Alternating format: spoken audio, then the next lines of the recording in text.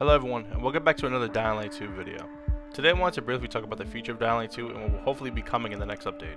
As you all know, the Pilgrim Outpost website has a section where you can submit ideas, vote on already existing ones, and also check on what is in review, and what got approved by the developers. Recently they have added a backlog, which are ideas that may come back into the future to introduce into another update. So we'll start with some ideas that caught my eye from the backlog to bring some more attention to the ideas, and maybe you guys have more to add on to them, or would like to see the idea introduced differently. So first is the Horde Invasion, which goes into some detail consisting of an RNG-based encounter where the player is notified of a huge horde of zombies approaching the settlement, and you have only a limited time to set traps, and upon completion you will get common trophies. A developer has responded with, quote, "We are currently developing new modes, and one of them has several horde scenarios where they're attacking different locations. We can't promise that we'll implement it exactly as you describe it, but know that horde invasions will likely come in some way, shape, or form." I think this is a great addition to help heighten the overall lacking dynamic pool of Dying Light world, and could introduce some possibly fun co-op challenges. Next is B to Zombie PvP mode, and the author states, BTZ will help keep the game relevant for years to come, just as it did with the first game. There's already infected attack animations for the player due to the main story. Considering that still to this day a lot of people still play the first game only due to BTZ, there are still popular clips of PvP, and considering BTZ had a skill tree, there's potential to kill two birds with one stone. And by introducing a new Fury skill tree for Aiden in the upcoming DLC, it could also be a great addition recycled for BTZ. Developer response. It's a very tempting idea to go into the direction of PvP, however, we still feel there is a lot of work for us to do in the realm of PvE. Example, introduction of new tools of destruction or PvE activities. PvP is something we're certainly considering, but it will not be happening anytime soon. So with that being said, kind of kills my theory of it returning, but I also feel like this is for the best, as with a lot of competitive games or game modes introduced in other games, it always runs into the issue of cheaters, and from what I've seen, experienced, and talked about with other Dying Light 1 players, cheating was such a massive issue to the point where people simply moved on or just played in private matches. And in my own experience, I had met two cheaters back to back, and finding a lobby did kind of take some time as well, whether it was the current timing or just the overall state of player count for Be the Zombie. So, take of that what you will, but that is just my take.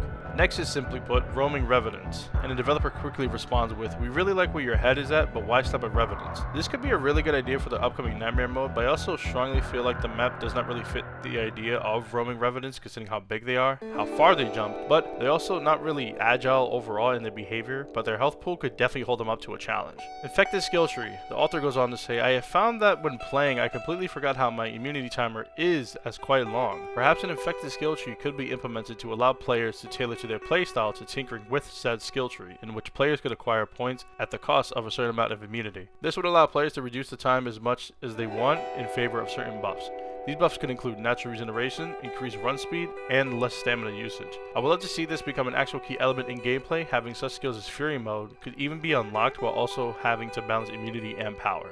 The developer says, "We have plans to do more with Aiden's infection as mentioned many times before. Something is definitely coming, but please, please, please don't expect anything within the next few updates. We just want to get this right." Which I wholeheartedly agree with, as adding another branch set of skills would tip the balancing with regular skills, legend skills, and gear altogether. I'd rather them take as much time as they can with introducing skills that are worth it, but come at a big cost to the player as well, and to also have a big narrative reason as to it, so we'll see what DLC 2 holds for us. Next is the maid outfit, and the author states such reason as, "Because Jonah wanted one and could come with an additional variant in which he is wearing cat ears." The dev responds with, "Anything is possible at the right moment in time. We have no doubt it will look great on Jonah." I personally don't have much to say on this, but Techland, please take every penny I've ever owned to make this bundle happen.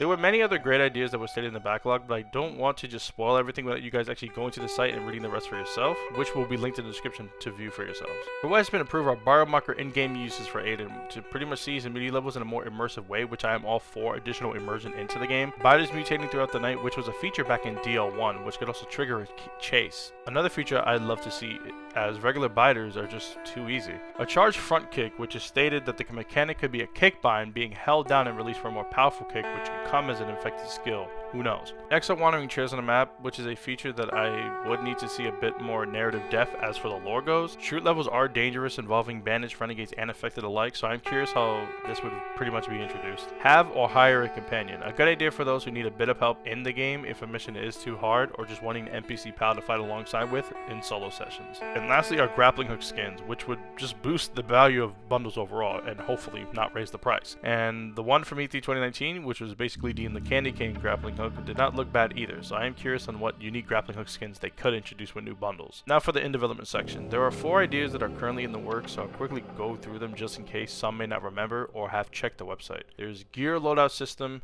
new game difficulty, which is just nightmare mode, which is already confirmed, flickering flashlight like in Dying Light 1's nightmare mode, and characters who aren't just duplicates of Aiden. Now for this one, I know you're probably thinking we already have this with Hakon and Aitor and a few others from collab bundles, but the developer goes into a bit more depth here, so this is worth sharing. We have discovered with the Hakon outfit how important that was for our players. We definitely plan to introduce a couple more characters or fully fleshed out character skins that are not just Aiden. At first it will be different looks, but at some point we'll definitely start adding more functionalities to these characters.